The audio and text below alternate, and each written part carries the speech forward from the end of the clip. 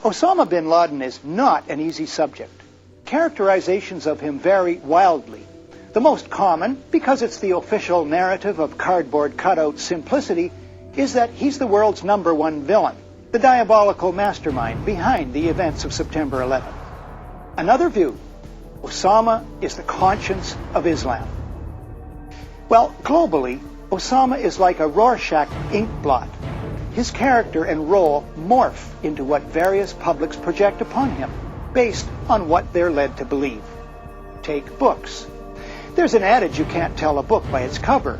Maybe so, but you can tell it by its index. Bin Laden, the man who declared war on America, is by Joseph Bodansky, former senior consultant to the Pentagon and U.S. State Department.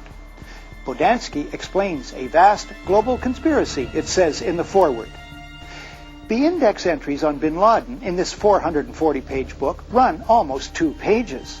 But there are just 4 references to the CIA, mostly brief, and they reveal nothing.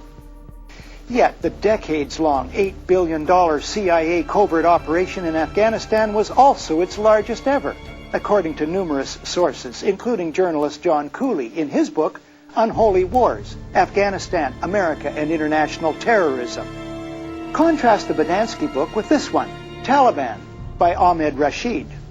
He's a Pakistani journalist who's covered Afghanistan for 21 years. In his index are 8 entries about bin Laden and 11 about the CIA. Now back to bin Laden. What do most sources agree on? We know bin Laden is born in Saudi Arabia in 1957. Okay, we're not sure about the year. His father becomes a close friend of the king and fabulously wealthy. Bin Laden Corporation becomes one of the largest construction companies in the Middle East.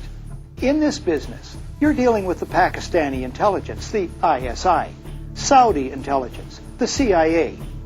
With his family's blessing, Osama becomes closely associated with the CIA in the Afghan war against the Soviets. Bin Laden Corp, Ahmed writes, built major training camps for the CIA.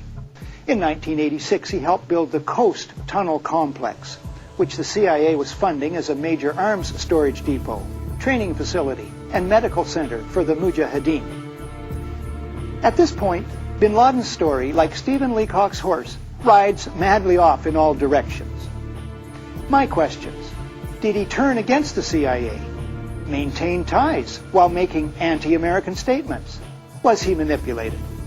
Former associates describe him as deeply impressionable, always in need of mentors. Rashid writes, "You're forced to turn to a larger canvas," as in the final draft of this to-be-published book, The War on Freedom, Causes and Consequences of 9/11, by Nafiz Ahmed, Executive Director of the Institute for Policy Research and Development in Brighton, England.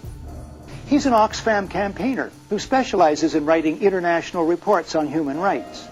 News of his reports have been carried by Reuters, Associated Press, The Guardian, The Independent, The Jewish Chronicle, and the London Jewish News. Ahmed writes that bin Laden is merely a piece in a chess game. The stakes of the game are the last of the world's oil reserves and the Bush administration's consolidation of power to pursue a drastic, unlimited militarization of foreign policy on a massive and unprecedented scale required by long-standing elite planning, while crushing domestic dissent and criminalizing legitimate protest.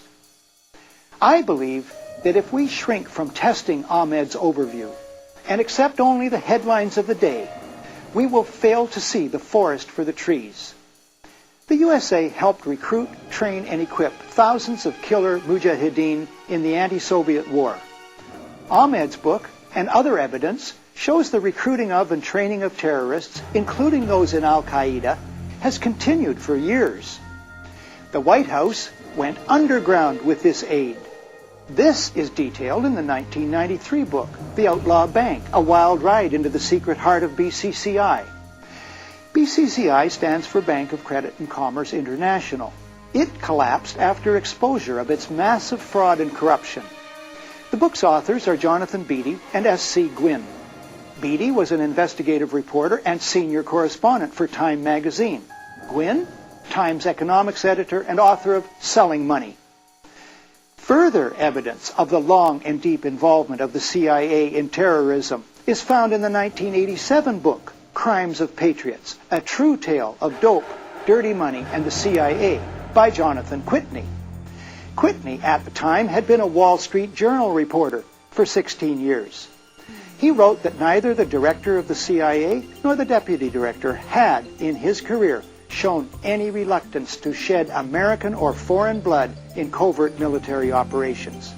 The book details how some of the biggest names in American defense and intelligence were involved in an operation that promoted the dope trade, tax evasion, and gun running. Michael Springman is a Washington lawyer. He worked for the U.S. State Department's Foreign Service for 20 years. He spent 2 years as chief of the visa section at the U.S. consulate in Jeddah, Saudi Arabia. He says superiors repeatedly ordered him to issue visas to unqualified applicants. It was illegal. He protested. He's just written this article in the reputable Covert Action Quarterly of Washington, D.C., and was interviewed by the CBC radio program Dispatches. I had not been protesting fraud. What I was protesting was, in reality, an effort to bring recruits, rounded up by the agency and Osama Bin Laden, to the U.S. for terrorist training by the CIA. He details numerous cases. The State Department did not run the consulate in Jeddah. The CIA did. Of the roughly 20 Washington Dispatch staff there, I know for a certainty that only 3 people, including myself, had no ties, either professional or familial, to any of the U.S. intelligence services. Now, what bugs me to no end is that mainstream media journalists function as if these books, written by the most professional in their own ranks, they function as if these books don't exist. Fellow journalists, the dots exist. For goodness sakes, connect them while you can.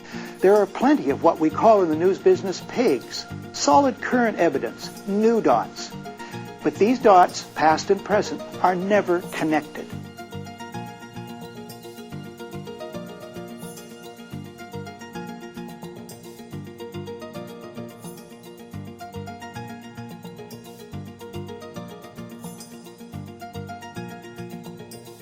Though, as always, the intelligence community has gone almost immediately to Osama Bin Laden as a principal suspect. And we don't know yet why they have done that, but it seems to be something of a tradition.